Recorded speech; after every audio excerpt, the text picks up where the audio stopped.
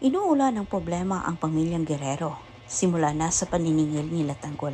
At samantala, hindi inasahan ni Rigor na kahit kabisado niya ang isip ni Tanggol Kuno, pero nagawa pa rin nila Tanggol na siya'y maisahan. At nang makarating na sa pamilyang Guerrero, lalo na kay Roberto, ang nangyari sa gulo sa Dimas, nabawi nila Tanggol itong si Marites. Agad niyang binigyan ng babala ang kanyang mga tauhang Red Phoenix. Anya nito magbantay umano ng maayos ang nasabing grupo para bantayan nila ang posibleng pagsulpot umano ni Ramon. At sa puntong iyon, sisiguraduhin na umano nila na hindi na umano maalpasan ni Ramon ang mga bala na tatama sa katawan nito. At samantala sa kabilang banda, planchado na rin ang plano ng grupo ni Tanggol sila Ramon ang pagpunterya dito sa kanyang kaibigang Enrique. Sinabi ni Ramon kay Tanggol kay Julio, ngayong nabawi na umano nila itong si Marites, isusunod na umano nilang punteryahin itong si Enrique.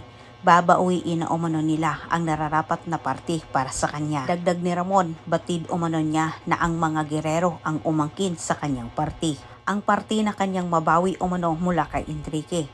Ito umano ang gagamitin nilang panimula para pabagsakin ang mga Guerrero. Pero hindi na sila babalik sa masamang gawain.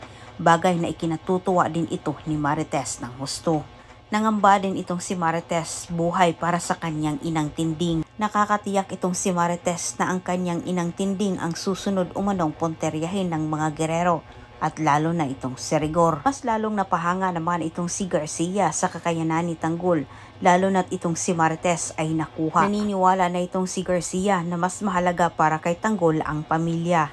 Ngunit sa kasamang palad, hindi pa rin ligtas itong si Garcia sa mga mata ni Rigor. At dahil sa sobrang pagkadesperado ni Rigor na mahuli ang mag-ama, si Garcia ang kanyang pinagtaniman ng pagdududa. Napagtanto ni Rigor na posibleng hindi malayo na alam umano ni Garcia saan nagtatago itong si Tanggol. Ngunit bago pa man pinagdudahan ni Rigor itong si Garcia, nag-iingat na ang dalaga dahil ito ang sinabi ni Tanggol. Mahigpit na ipinag-uutos ni Roberto sa kanyang mga galamay. Tutuldukin na nila ang buhay ni Tanggol at Ramon at hindi hahayaan na may makuha itong parte sa mga negosyo ni Enrique. Dahil batid niya na ito umano ang gagamitin ng mga Montenegro para sila ay balikan.